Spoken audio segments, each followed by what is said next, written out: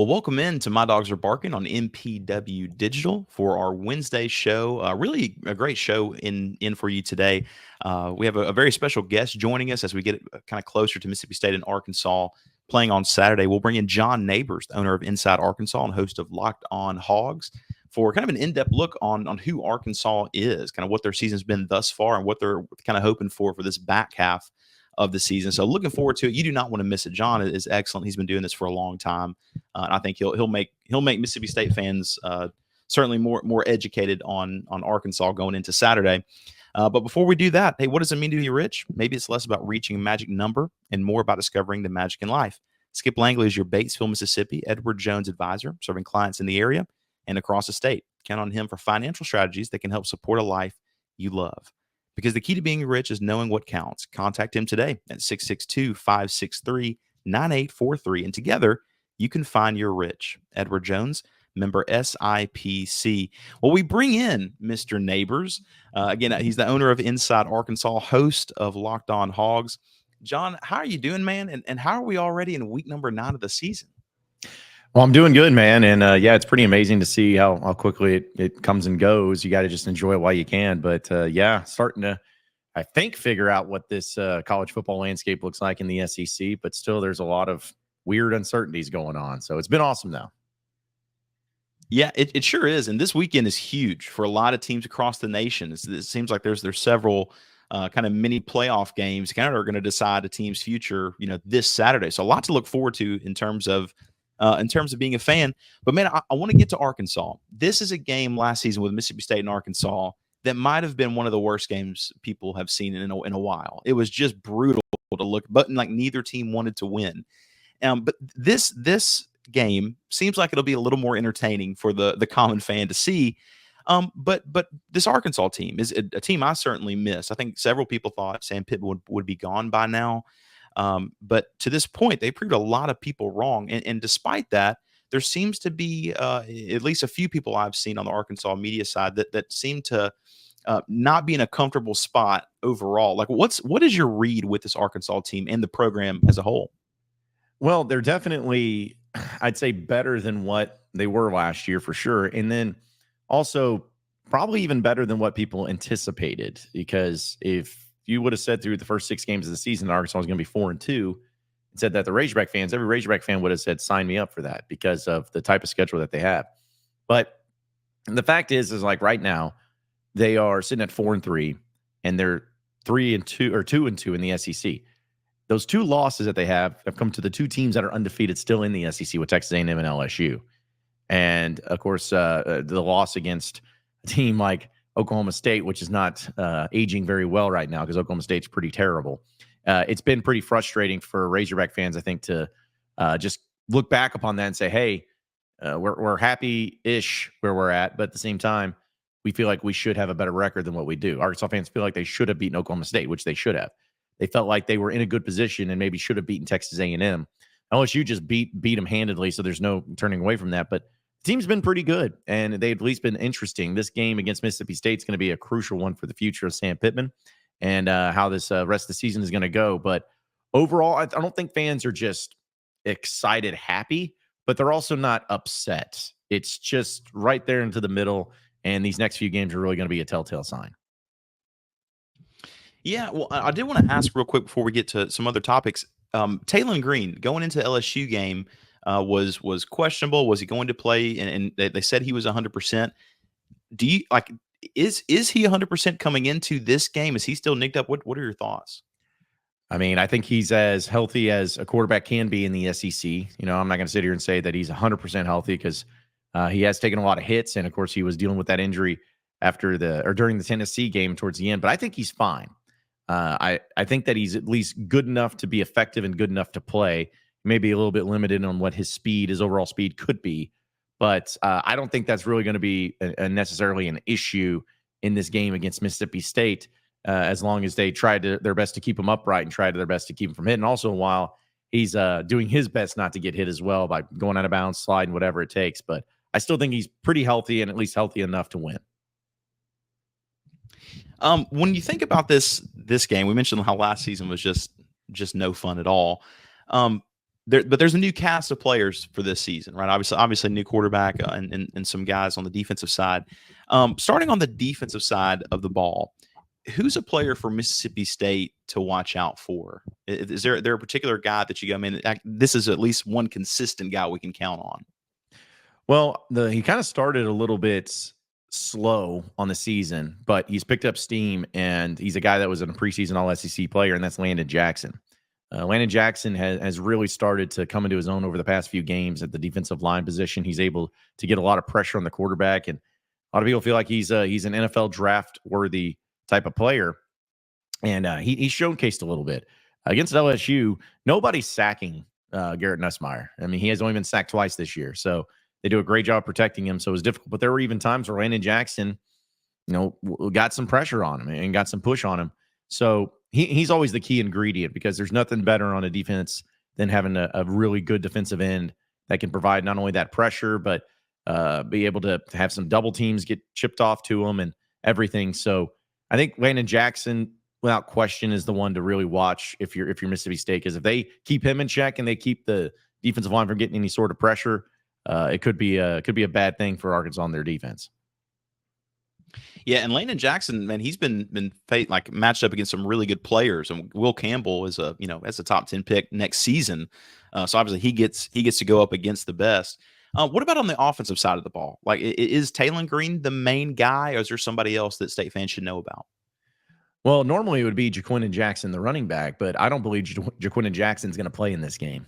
Sam Pittman said earlier in his press conference this week that I think he considered him very questionable, but I just don't see that equating to him playing in this game. And normally it would be him, but honestly, it's a player that maybe doesn't get enough credit and enough love, and that's Andrew Armstrong, the wide receiver. Now, passing game for Arkansas has been fine. It hasn't been elite or anything, but far and away, Andrew Armstrong, their outside wide receiver, has been their best part of their receiving attack. The guy catches everything. He's about 6'3", 6'4". He's got speed. He's got great hands, and he's leading the way in receiving yards by far, almost doubling up number 2 here on Arkansas. So he's also a guy to watch for. It's just weird he only has one touchdown, and it came against LSU, which was the only touchdown that Arkansas scored here on the season. But he's a playmaker, and he's got some really, really great hands and ability. But besides him, too, I maybe throw in, there's a guy that's always capable of, and it's Luke Has, the tight end. But he's been dealing with a lot of injury and hasn't had a lot of production. We got to see a little bit more of him there in the game against LSU. They also have a true freshman, Braylon Russell, at running back that's probably going to get a lot of the carries, and Sam Pittman's wanting to give him a lot of carries coming out of the backfield there. So you could see someone new step up, or maybe somebody that hasn't had production. You got potential guys, but I think Andrew Armstrong, the wide receiver, has definitely been the most big constant for this offense. Before we move into my favorite segment of the show, I did want to let our listeners know, hey, we have a new sponsor. Very excited about them. Auropause Coffee and Bar understands great food and drinks are best enjoyed in the company of friends and loved ones.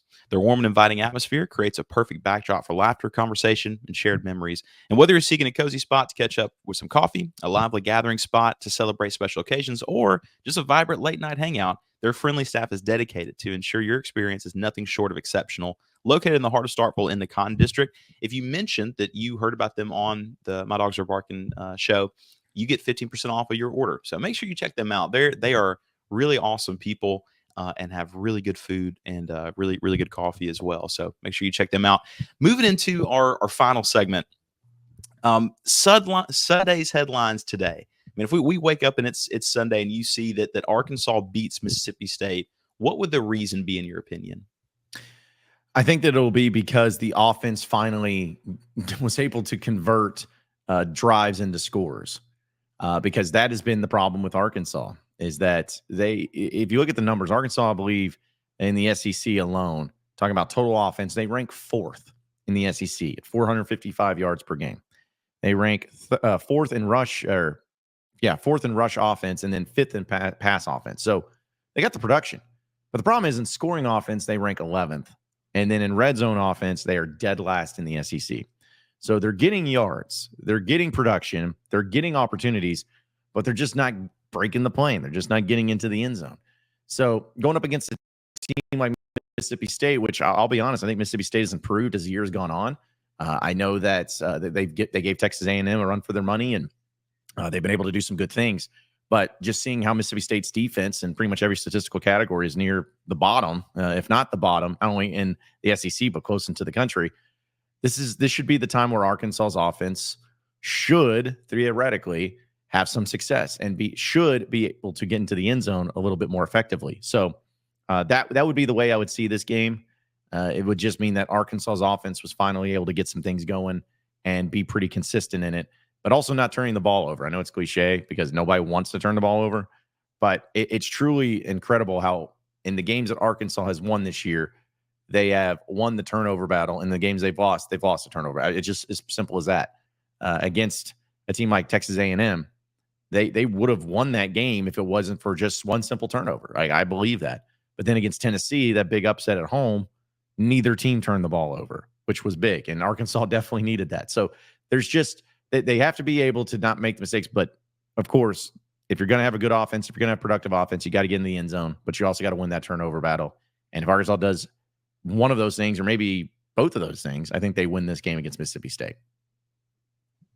Yeah, and last week when Mississippi State played A&M, Connor Wegman, he's obviously not as mobile as Taylor Green at all, and so having to stand in the pocket, he's threw 2 interceptions and he had 2 other like pick sixes just dropped. Just there's a lot of personnel issues on Mississippi State's defense. The thing that worries I think a lot of Mississippi State fans is the legs of Taylor Green, because man, he can extend plays, he can draw the coverage in and throw it over the top. Like Arkansas is going to have some opportunities. The question is, will they be healthy enough to, kind of take advantage of them and just execute them overall? On the flip side of that, on Sunday's headlines today, Mississippi State beats Arkansas because. How would you answer that? I mean, it's kind of maybe the cop-out answer, but it's because the opposite type of thing happened. It's because Mississippi State won the turnover battle. I think that Arkansas has had some issues at turning the ball over. I believe Arkansas is next to last in the SEC in turnover margin, and it's been a problem. Taylor Green's gotten better at not throwing picks. He's got 6 on the year, but 5 of those came in like the first 4 games. So he's done a little bit better of taking care of the ball. But if this becomes an issue against Mississippi State, where Arkansas is giving those opportunities to the Bulldogs of fumbling close to, in their own red zone type of thing, or having a pick play that is where you feel like you got some momentum, but then all the wind goes out of your sails and you end up throwing an interception. That's going to be the key in this. Like I know that Mississippi State, again, statistically speaking, the defense has not been great, but if the defense can just get any sort of turnovers like that or any sort of fumbles like that, that to me would be the biggest problem for Arkansas, because as good as an improved of the defense as they are, they can't do it without the offense helping them out. And if the offense is constantly putting them in positions to where it's easy scores for Mississippi State or having their heels backs against the wall, then I think that could be very problematic for Arkansas. So to me, yeah, Mississippi State wins this game if they win the turnover battle and they take advantage of those turnovers. Finally, man, this whole scenario with Sam Pittman coming into the season has just been so interesting. If you were just to guess where we are right now, October 23rd, is he coaching at the end of the season? Like, is he going to retire? Will he be let go? What are your thoughts? I mean, I want to be clear, I don't have no evidence of this or any like reporting or any inside knowledge. It's just a gut feeling. But I think Sam Pittman finishes out the year unless Arkansas just really goes off the rails.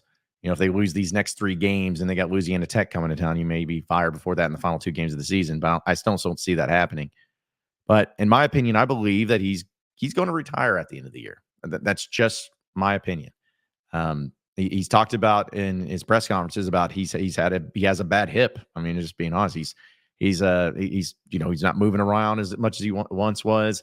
His energy isn't as high as what it once was, and it's not anything negative towards him. It's just more of I think that he's using this year. He did not want to end his coaching tenure on a 4-8 year last season, and I think that he wanted to use this as hey, I want to go out better than where I got it here. I want to go out in a better way.